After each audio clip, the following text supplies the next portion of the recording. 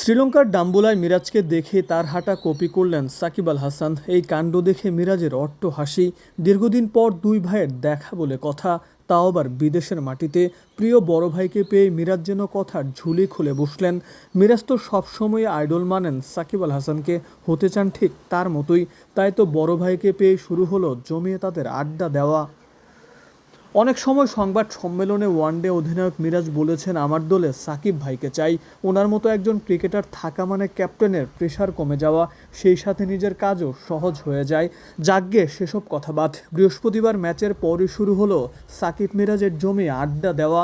এটা চলতে থাকলো প্রায় 30 মিনিটেরও বেশি। দুজনের গল্প যেন শেষই হয় না। গল্পের থলে নিয়ে যেন বসেছেন ওরা দুইজন। মিরাজ এখন ওয়ানডে অধিনায়ক, যদিও সেটা নিয়ে সমালোচনা হচ্ছে বেশ। গুঞ্জন বিশ্বকাপের আগে তাকে সরিয়ে দেওয়া হতে পারে।